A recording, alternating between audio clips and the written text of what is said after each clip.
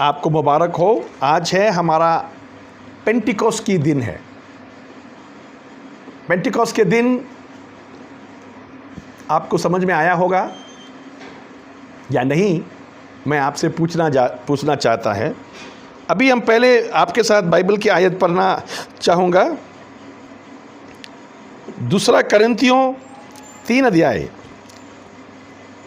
3 से 6 हम बाइबल की आयतें पढ़ के शुरुआत करना चाहेंगे। दूसरा कुरिन्थियों 3 अध्याय 3 से 6।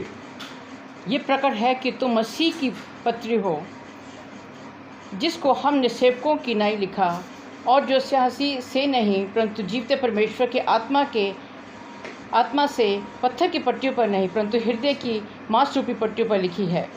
हम मसीह के द्वारा परमेश्वर पर ऐसा ही भरोसा रखते हैं, ये नहीं कि हम अपने आप से इस योग्य हैं कि अपनी ओर से किसी बात पर विचार कर सकें, पर हमारी योग्यता परमेश्वर की ओर से है, जिसने हमें नई वाचा के सेवक होने के योग्य भी किया, शब्द के सेवक नहीं वरन आत्मा के, क्योंकि शब्द मारता है पर आत्मा जिलाता है। हालेलुया। आज हम परमेश्वर की हजूरी में आप सबके साथ पेंटिकोस्ट का दिन में हम इबादत कर रहे हैं। मैं आप सबसे पूछना चाहूँगा, आपको मालूम है पहला पेंटिकोस्ट का दिन कब था? मैंने अभी पूछा था पहला पेंटिकोस्ट का दिन, तो सबने बोला प्रेरितों की 2 अध्याय। नहीं, बिल्कुल गलत। वो 1400 साल बाद हुआ है पेंटिकोस्ट का दिन। जो आप कह रहा है प्रेरितों की 2 अध्याय जो है वो 1400 साल बाद हुआ है। आपको मालूम है पहली पेंटिकोस्ट का दिन कब है? हाँ हाँ, कब कब कब? प्रेरित नहीं, हम लोग 19 अध्याय निर्गमन 19 अध्याय में हम आपके साथ देखेंगे। मगर निर्गमन पढ़ने से पहले मैं चाहता हूँ इब्रानी के 12 अध्याय मेरे साथ देखिए। इब्रानी के 12 अध्याय उसके 18 से शुरू।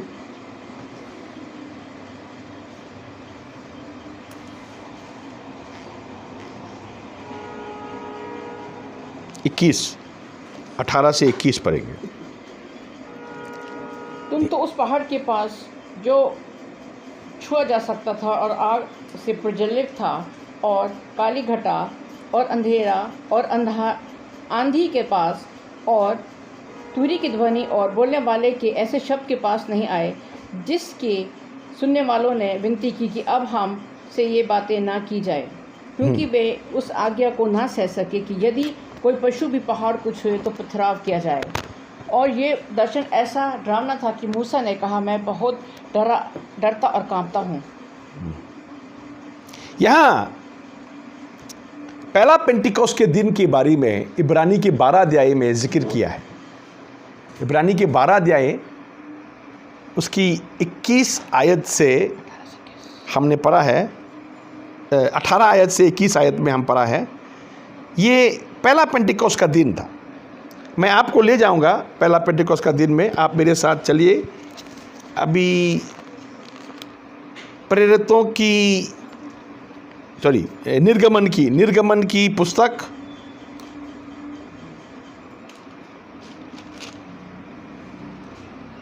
निर्गमन की पुस्तक 32 अध्याय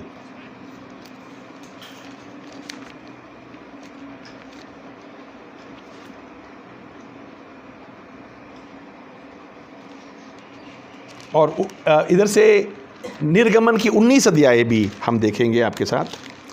19 अध्याय निर्गमन की 19 अध्याय और 32 अध्याय, 2 अध्यायों में आपके साथ हम देखेंगे। निर्गमन की 19 अध्याय हम देखते हैं मिस्र से इजरायली, निर्गमन के 12 अध्याय में मिस्र से इजरायली फसा की त्यौहार खाकर परमेश्वर ने उनको बाहर निकाला मिस्र के बंधन से, और मिस्र के बंधन से बाहर आने के बाद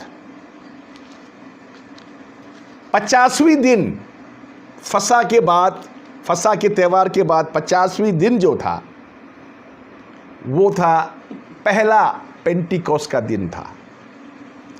वो पहला पेंटिकोस्ट का दिन में परमेश्वर ने मूसा को पहाड़ पर बुलाया, सिनाई पहाड़ पर, सिनाई पर्वत। अभी यहाँ सिनाई के दूसरा नाम है होरेब। होरेब और सिनाई एक ही पहाड़ है, कोई होरेब बोलता है, कोई उसको सिनाई बोलता है। तो सिनाई पहाड़ पे मूसा को परमेश्वर ने 10 हुक्म दिया था। मगर 10 हुक्म देने के पहले परमेश्वर ने बोला था, मूसा को यह बताया था, पहाड़ पर सब लोग नहीं आना है, लिमिट में लोग आना है। पहाड़ को छुए गए तो भी सजाए मौत है। परमेश्वर ने ऐसा नियम दिया, सब लोग डर गया और कोई मूसा के साथ पहाड़ पर नहीं गया, सब पहाड़ के नीचे रह गया। अब मूसा परमेश्वर के साथ संगति करते करते परमेश्वर ने 10 हुक्म दिया मूसा को पर्वत के ऊपर। ये 10 हुक्म जो है आपको मालूम है निर्गमन के 20 अध्याय में लिखा है। अभी ये 10 हुक्म जो है परमेश्वर ने दो भाग में बांट के दिया, 2 प्लेट में था वो। मूसा ने नहीं लिखा, परमेश्वर की उंगली से ये पत्थर की 2 प्लेटों में लिखा गया था। पहला 4 नियम जो था इंसान और परमेश्वर का बीच के रिश्ता, और बाकी 6 नियम जो था दूसरी प्लेट में था वो इंसान और इंसान का बीच के रिश्ता। रिश्ता सही होने के लिए 10 हुक्म के पालन करना जरूरत है, रिश्ता सही दुनिया में रखने के लिए। हालेलुया। अभी पहला 4 जो था, और कोई परमेश्वर नहीं है हमारे परमेश्वर का सिवा, उसके जैसा कोई नहीं बनाना है, मूर्ति या पानी में या कोई मूर्ति नहीं बनाना है परमेश्वर बुला के। तो ये इधर से शुरू हो करके नियम हम देखते हैं आपके साथ।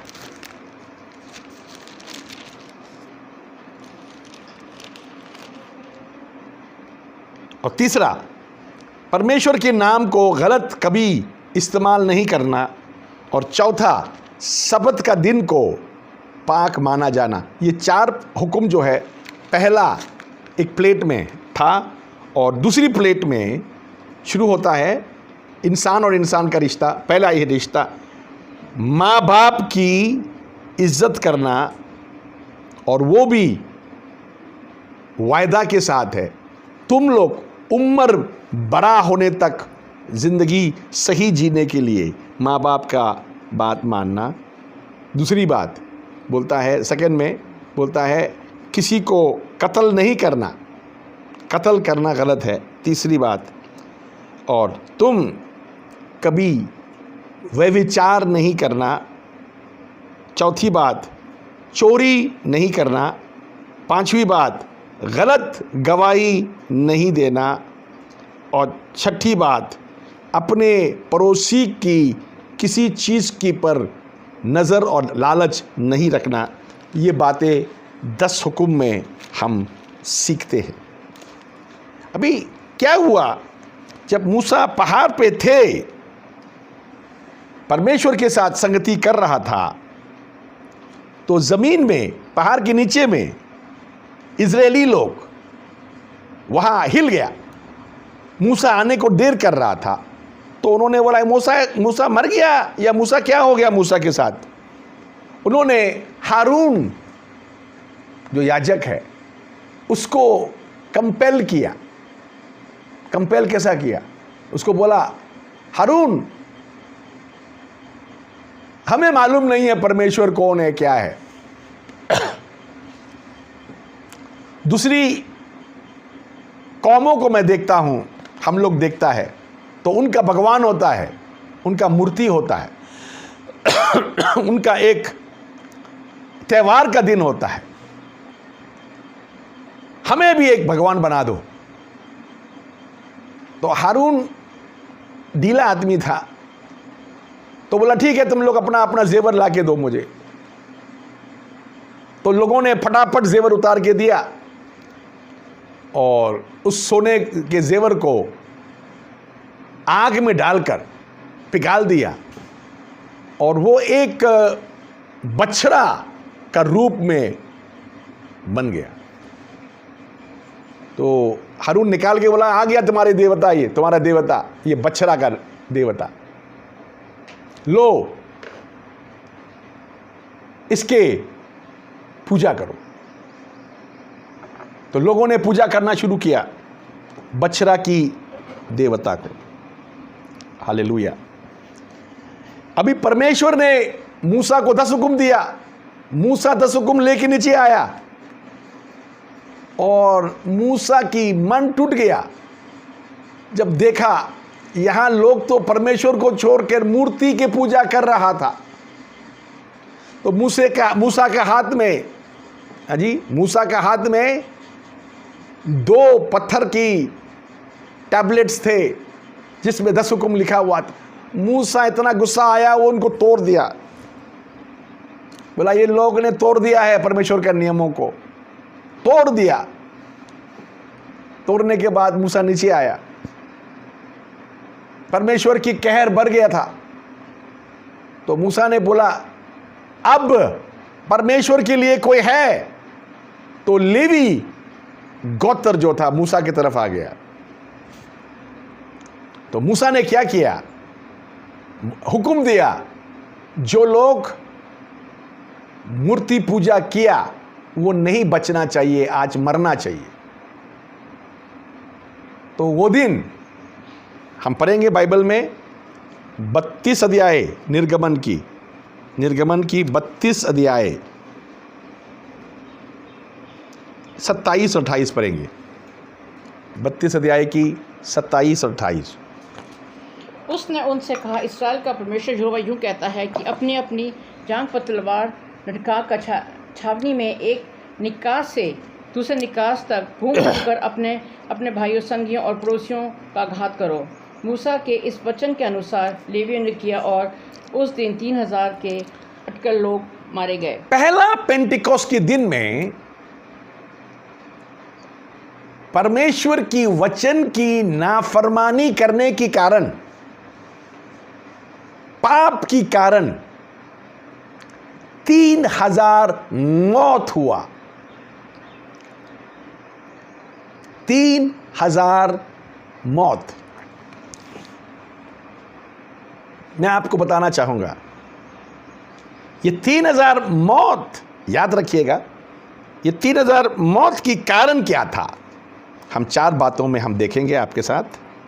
पहली बात, लोगों को इंतजार करना नहीं आया। देखिए, परमेश्वर की वचन में हमें एक बात सिखाता है, इंतजार। परमेश्वर की वचन पूरा होने की इंतजार करना बहुत जरूरत है।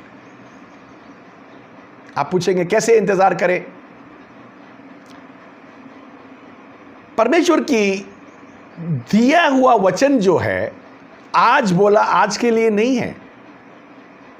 आज बोला तो सही समय में पूरा होगा। उस सही समय तक आपको परमेश्वर में बने रहना जरूरत है।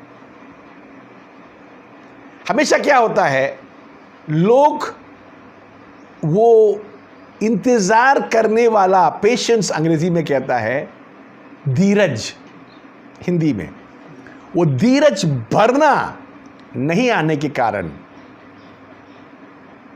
बहुत लोग परमेश्वर की आशीषें खो जाता है। हम पढ़ेंगे आपके साथ इब्रानी का 6 अध्याय की 12 आयत। इब्रानी का 6 अध्याय की 12 आयत।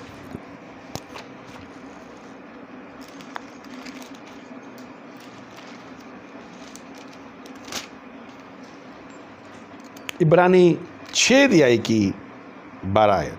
ताकि तुम आलसी ना हो जाओ, पर उनका अनुकरण करो जो विश्वास और धीरज के द्वारा प्रतिज्ञाओं के वारिस होते हैं। विश्वास और धीरज के द्वारा प्रतिज्ञाओं का वारिस होता है। परमेश्वर की दिया हुआ वायदाएं जो है आज के लिए नहीं है। हर बात को बनने के लिए समय लगता है। जैसे एक बच्चा पैदा होने के लिए बच्चे को हमल होने के बाद, माँ की पेट में माँ गर्भवती होने के बाद 9 महीना तक बच्चे को भरना पड़ता है अंदर में। 10वें महीना में पैदा होता है इंसान बनने के लिए। हाथी बनने के लिए 2.5 साल माँ की पेट में रहना पड़ता है हाथी बनने के लिए। हाथी 9 महीना में नहीं पैदा होता, 10 महीना में हाथी पैदा नहीं होता। हाथी पैदा होने के लिए 2.5 साल लगता है। जितना आपको बड़ा बनना है उतना इंतज़ार करना भी ज़रूरत है। वो इंतज़ार करना विश्वास और धीरज, ये 2 चीज़ आपके जीवन में होना ज़रूरत है। तो इजरायली लोगों के अंदर में धीरज नहीं था, क्योंकि धीरज जो है वो पवित्र आत्मा की फल है। धीरज, वो धीरज नहीं था। उनको सब कुछ अभी चाहिए, अभी लाओ, अभी चाहिए, ये नहीं तो वो लाओ, वो नहीं तो ये लाओ। तो अभी मूसा यहां नहीं है तो कोई और देवता दे दो हमको। इन्होंने परमेश्वर के खिलाफ पाप किया। जैसे बाइबल में हमें देखता है निर्गमन के 20 अध्याय में, हम निर्गमन के 20 अध्याय में हम देखता है आपके साथ, उसका 23 आयत, निर्गमन 20 का 23 आयत। तुम मेरे साथ किसी को सम्मिलित ना करना। मेरे परमेश्वर कहता है मेरे साथ किसी को संबंधित मत करना। सम्मिलित, हाँ, अर्थात अपने लिए चांदी व सोने के देवताओं को ना गढ़ लेना। हाँ, अपने लिए ना सोना या चांदी का देवता मत बनाना, ना बनाना। परमेश्वर ने मना किया, उन्होंने उल्लंघन किया, तोड़ दिया। क्योंकि धीरज डरना नहीं आने के लिए। आज भी बाइबल कहता है, रोमियो की 15 अध्याय उसके 4 आयत में हमें लिखा है, पवित्र शास्त्र जो है हमें उम्मीद रखने के लिए, धीरज डलने के लिए दिया गया है। पढ़ेंगे 15 अध्याय की, रोमियो की 15 अध्याय की 4 आयत। जितनी बातें पहले से लिखी गई वे हमारी ही शिक्षा के लिए लिखी गई हैं कि हम धीरज और पवित्र शास्त्र की शांति के द्वारा आशा रखें। धीरज और पवित्र शास्त्र के द्वारा शांति रखें। हालेलुया। बहुतों के जीवन में धीरज और शांति नहीं होने के कारण बहुत बातें नुकसान पहुंच चुका था। आज आपके साथ मैं परमेश्वर के वचन में आगे देखना चाहता हूं। पहला पॉइंट है धीरज डरना नहीं आया। दूसरी पॉइंट, दुनिया वालों की कॉपी किया। ये इजरायली लोगों को तबाही मचने के कारण क्या था? दुनिया की कॉपी किया, दुनिया की स्टाइल, दुनिया के जीवन जीने की तरीके। विश्वासियों को बाइबल कहता है आत्मा की चाल चलना, दुनिया की चाल नहीं। यहां दुनिया की चाल चलना था। दूसरी बात हम पढ़ेंगे 32 अध्याय की 5 और 6 आयत, निर्गमन 32 की 5 और 6। आप मेरे साथ देखिएगा, निर्गमन 32 अध्याय उसके 5 और 6 आयत। ये देख के हारून ने उसके आगे एक वेदी बनवाई और ये प्रचार किया कि कल यहोवा के लिए पर्व होगा। ये दुनिया की स्टाइल, मूर्ति बनाना, पूजा करना, दुनिया की स्टाइल। तीसरी बात, पब्लिक का डिमांड था, पब्लिक मिलकर ये डिमांड किया, ये करना है, ये करना है, ये करना है। हम पढ़ेंगे 23 अध्याय की 23 और 24 आयत, निर्गमन 23 का 23 और 24 आयत। और इस रीति मेरा दूत तेरे आगे आगे चलकर तुझे एमोरी, हित्ती, परिजी, कनानी, हिब्बी और यबूसी लोगों के यहाँ पहुँचाएगा, और मैं उनको सत्यानाश कर डालूँगा। उनके देवताओं को दंडवत न करना, ना उनकी उपासना करना और ना उनके से काम करना, पर उन मूर्तियों की पूरी रीति से सत्यानाश कर डालना और उन लोगों की लाठों को टुकड़े टुकड़े कर देना। हालेलुया। अब देखिए,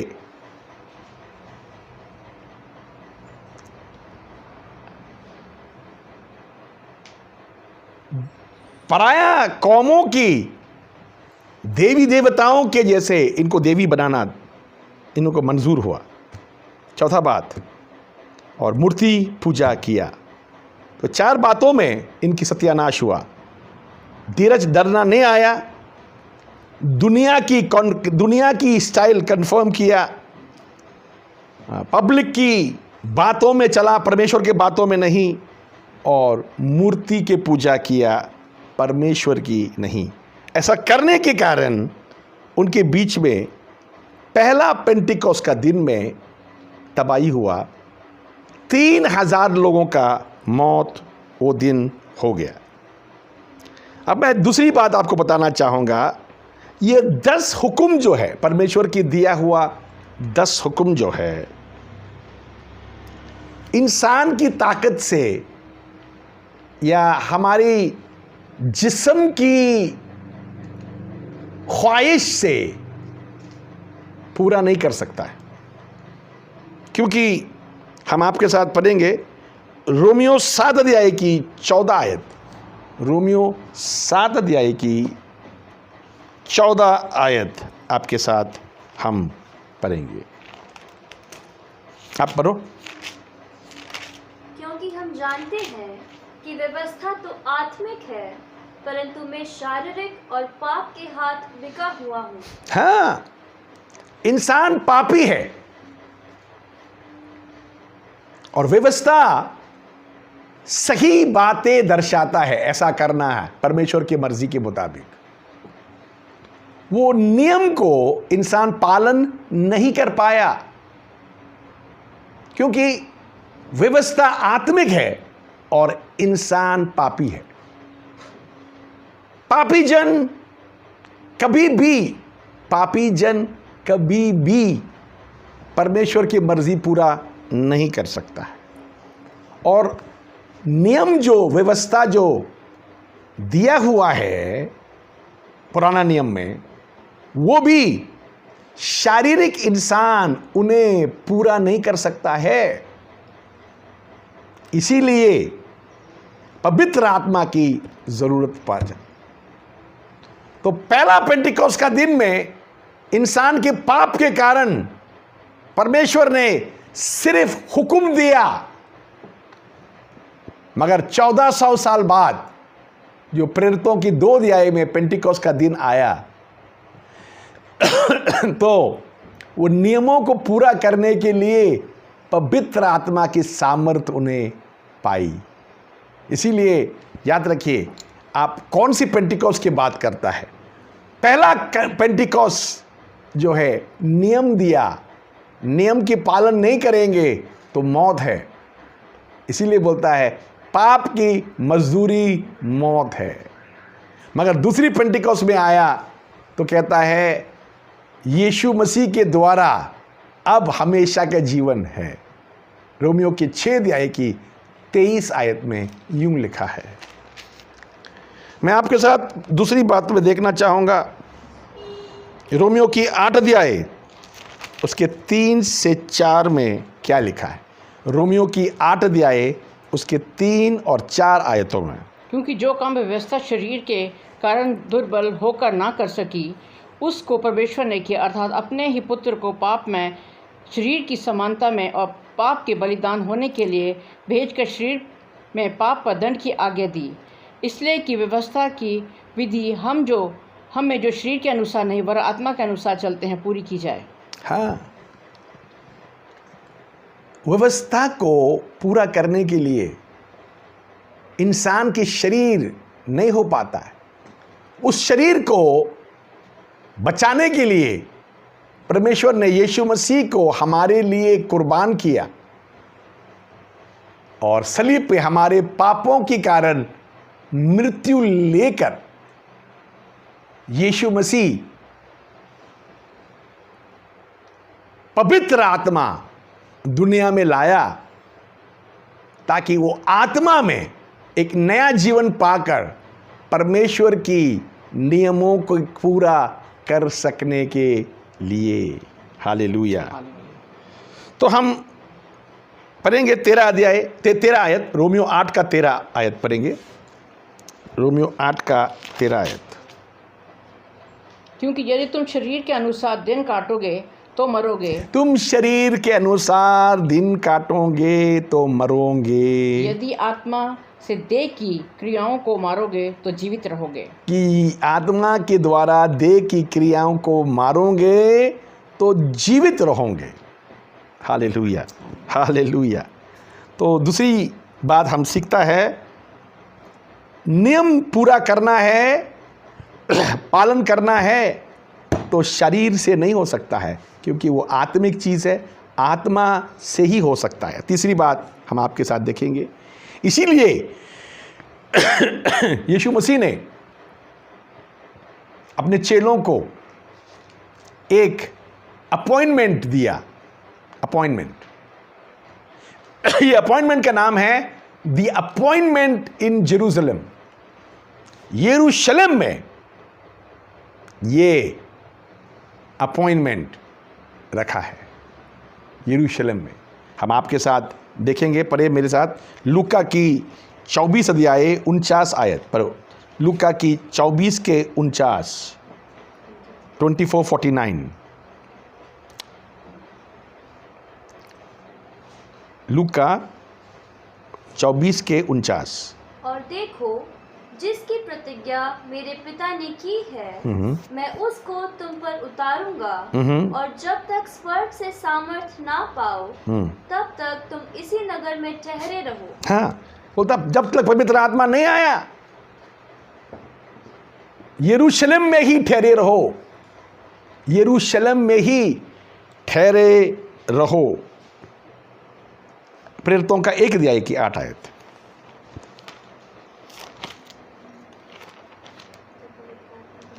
प्रेरितों की 1 अध्याय की 8 आयत। हालेलुया। परंतु जब पवित्र आत्मा तुम पर आएगा तब तुम सामर्थ पाओगे और यरूशलेम और सारे यहूदिया और सामरिया में और पृथ्वी की छोर तक मेरे गवाह होंगे। चेलों को बताया, तुम लोग मेरा गवाह ठहरने के लिए। देखिए, गवाह ठहरने के समझ में आता है आप, यीशु मसीह की गवाह, इसके मानी यीशु मसीह को लोगों तक पहुंचाना है तो आपको शरीर के ताकत से नहीं कर सकता है। पवित्र आत्मा आप पर आएंगे तब आप उसके लिए क्वालिफाइड होंगे, उसके लायक होंगे। तो क्या होगा? बोलता यरूशलेम से शुरू होगा सुसमाचार। पहला यरूशलेम में, उसके बाद यहूदिया में, उसके बाद समारिया में, उसके बाद पृथ्वी की छोर तक। आप समझ में आया? मैं बताना चाहता हूं, यरूशलेम जो है आपकी अपनी परिवार, अपने घर, अपने घराना से आपको शुरू करना है। यरूशलेम वो आपका यरूशलेम है। यहूदिया जहां आप रहता है, जिस शहर में, वहां आपको यह काम करना है। समारिया आपके बाजू वाली शहर, आपके बाजू वाली स्टेट, वहां भी आप जाना है, प्रचार करना है।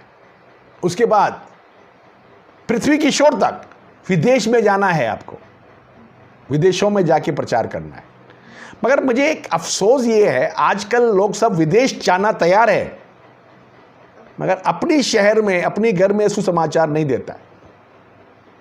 बाइबल तो कहता है यरूशलेम से शुरू करना है। पहला दुनिया से नहीं, यरूशलेम से शुरू करना है। लोग तो यरूशलेम को भूल गया, यहूदिया को भूल गया, समारिया को भूल गया, सीधा विदेश। इससे बुरा क्या हो सकता है? हालेलुया। तो परमेश्वर के वचन में हम आगे भी आपके साथ देख सकता है। तो क्या हुआ? अभी प्रेरितों का 1 अध्याय में 14 आयत में हम देखता है, तो वो लोग एक दूसरे को माफ किया, पुराना बातों को भूल गया, एक दूसरे के बीच में जो शिकवा था वो निकाल दिया। निकाल कर क्या किया इन्होंने? 14 आयत में हम देखता है, पढ़ेंगे। ये सब कई स्त्रियों और यीशु की माता मरियम और उसके भाइयों स्त्री, के साथ, काफी स्त्री, कई स्त्रियों, मरियम की माँ मरियम और उसके भाइयों के साथ भाइयों और एकचित होकर प्रार्थना और में लगे। चेले, 12 चेले में 11 बाकी है और 120 चेले, ये सब मिलके प्रार्थना में लगे रहे। हालेलुया। तो प्रार्थना में लगे रहे तो क्या हुआ? हम प्रेरितों की 2 अध्याय में आपके साथ देखना चाहेंगे। प्रेरितों की 2 अध्याय, उसका 1 आयत। जब पेंतिकुस्त का दिन आया, पेंटिकोस का दिन आया, ने यहां गलत लिखा है, यहां असली लिखना चाहिए पेंटिकोस दिन पूरा हुआ। आप मेरे साथ एक बार देखिएगा।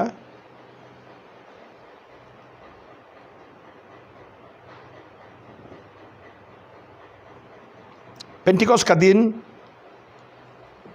अंग्रेजी में कैसा लिखा है? When the Pentecost was fully come, ऐसा लिखा है, fully come। तो पेंटिकोस पूरा जब आया, पहला क्या पूरा नहीं था? 1400 साल पहले। पेंटिकोस पूरा तब होता है जब पवित्र आत्मा जहां होता है। बिना पवित्र आत्मा का पेंटिकोस भी पूरा पेंटिकोस नहीं है। इजरायलियों के लिए यह पेंटिकोस एक त्योहार था, जैसे हमारा बैसाखी त्योहार है, कटाई की त्योहार होता है, वो त्योहार था। पेंटिकोस कटाई के साथ धन्यवाद का त्योहार होता है। इसीलिए कटाई किसको दर्शाता है?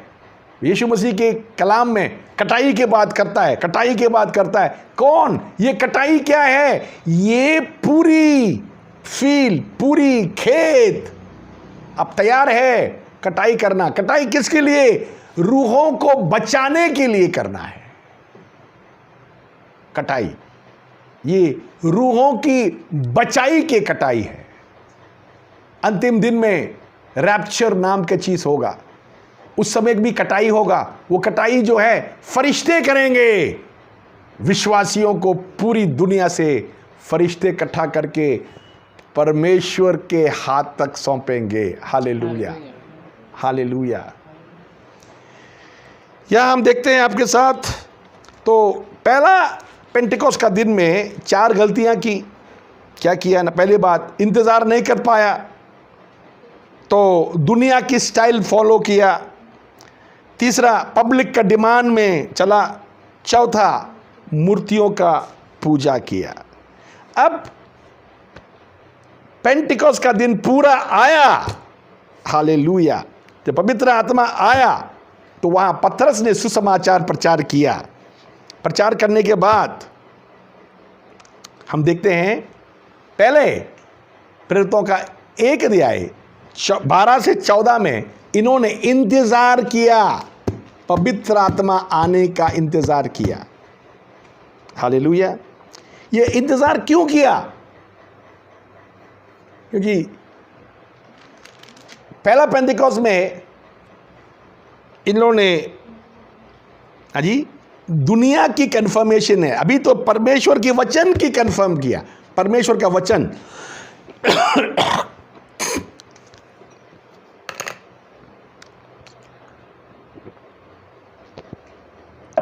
पढ़ेंगे लूका की 24 का 49, लूका 24 अध्याय की 49 आयत। और देखो, जिसकी प्रतिज्ञा मेरे पिता ने की है, मैं उसको तुम पर उतारूंगा, और जब तक स्वर्ग से सामर्थ ना पाओ तब तक तुम इसी नगर में ठहरे रहो। हालेलुया। परमेश्वर ने प्रतिज्ञा किया। प्रतिज्ञा के मानी है वायदा, प्रॉमिस किया। पवित्र आत्मा देने के लिए परमेश्वर ने वायदा किया। हालेलुया। आपको तकलीफ नहीं होना चाहिए पवित्र आत्मा पाने के लिए, क्योंकि ये परमेश्वर की मर्जी है आपको पवित्र आत्मा दे। हालेलुया। पवित्र आत्मा देने की परमेश्वर की मर्जी है आपको पवित्र आत्मा देने का। आपकी चाहत की वजह से नहीं, परमेश्वर की चाहत की वजह से है। अभी बोलता हूं इंतजार करो, पिता की वायदा पवित्र आत्मा तुम्हारे ऊपर आएगा। तो दूसरी बात, यीशु मसीह के शब्दों का कंफर्म किया। तीसरी, ये डिमांड परमेश्वर ने रखा। प्रेरितों का 1 अध्याय के 8 में लिखा है, तुम पर पवित्र आत्मा आएंगे तब तुम लायक बनेंगे प्रचार करने का। उसके बाद चौथा, वहां पहला पेंटिकॉस्ट में इन्होंने मूर्ति के पूजा किया, मगर ये पेंटिकॉस्ट में परमेश्वर की इबादत हुआ। यूहन्ना 4 अध्याय 23 से 24 में हम देखता है इबादत, आराधना कैसा करना है। यहाँ परमेश्वर के वचन यूहन्ना की 4 का 23 और 24 हम पढ़ेंगे। परंतु वो समय आता है, हाँ। वरन अब भी, जिसमें सच्चे भक्त पिता का भजन आत्मा और सच्चाई से करेंगे, क्योंकि पिता अपने लिए ऐसे ही भजन करने वाले को ढूंढता है। परमेश्वर आत्मा है और अवश्य है कि उसके भजन करने वाले आत्मा और सच्चाई से भजन करें। मंदिर में नहीं, पहाड़ पे नहीं, यहाँ नहीं, वहाँ नहीं, जहाँ भी आप है, आत्मा और सच्चाई से इबादत करना है। एक तो आत्मा, दूसरा सच्चाई से इबादत आपको करना है। हालेलुया। हालेलुया। हम आपके साथ चौथा बात देखेंगे, परमेश्वर की वचन की फरमान और नाफरमानों का क्या फ़र्क है। जैसे आपको मालूम है, निर्गमन 32 का 27 और 28 आयतों में हमने पढ़ा है। 28 आयत पढ़ेंगे, निर्गमन 32 का 28। मूसा के इस वचन के अनुसार लेवियों ने किया, और उस दिन 3000 के अटकल लोग मारे गए। पेंटिकॉस्ट की पहली दिन में 3000 लोग मारे गए, और 1400 साल बाद जब पेंटिकॉस्ट पूरा हुआ, प्रेरितों की 2 अध्याय उसके 41 आयत हम पढ़ेंगे। प्रेरितों की 2 अध्याय उसके 41 आयत। 3000 लोग बपतिस्मा लिया उस दिन और जीवन पाया। सो उन्होंने उसका वचन ग्रहण किया, उन्होंने बपतिस्मा लिया, और उसी दिन 3000 मनुष्यों के लगभग उनमें मिल गए। 3000 मनुष्य की लगभग 3000 लोग। Hallelujah, hallelujah. मैं कहता हूँ आपके साथ, मेरे साथ कहे हालेलुया। हालेलुया। 3000 लोग बपतिस्मा लिया और जीवन पाए। उससे पहले 3000 के मौत हुआ, उसके बाद 3000 लोग जीवन पाए। Hallelujah, hallelujah, hallelujah. Thank you Jesus, thank you Jesus. मेरे साथ पढ़िए लूका के 11 अध्याय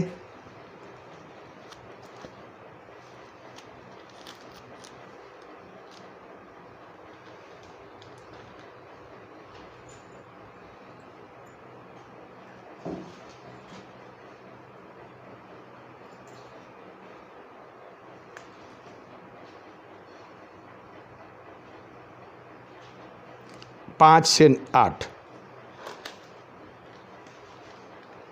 और उसने उनसे कहा, तुम में से कौन है कि जिसका एक मित्र हो और वो आधी रात को उसके पास आकर उससे कहे कि हे मित्र, मुझे 3 रोटियां दे, क्योंकि एक यात्री मित्र मेरे पास आया है और उसके आगे रखने के लिए मेरे पास कुछ नहीं है। और वो भीतर से उत्तर दे कि मुझे दुख न दे, अब तो द्वार बंद है और मेरे बालक मेरे पास बिछौने पर हैं, इसलिए मैं उठकर तुझे दे नहीं सकता। मैं तुझसे कहता हूँ कि यदि उसका मित्र होने पर भी उसे उठकर ना दे, तो भी उसके लज्जा छोड़कर मांगने के कारण उसकी जितनी आवश्यकता हो उतनी उठकर देगा। अच्छा दोस्त, रात के कोई समय में भी मांगे देगा। 13 आयत पढ़े। सो जब तुम पूरे होकर अपने बालकों को अच्छी वस्तु देना जानते हो, तो स्वर्ग के पिता अपने मांगने वाले को पवित्र आत्मा क्यों ना देगा। पवित्र आत्मा क्यों ना देगा। तो यहाँ हम देखता है 3000 लोग पवित्र आत्मा मिला, और वो 3000 लोग पवित्र आत्मा पाने के बाद बाइबल हमें बताता है जीवन मिला। पहला पेंटिकॉस्ट में 3000 मौत हुई, 1400 साल बाद 3000 जीवन मिला। अजीजों, आपका क्या ख्याल है?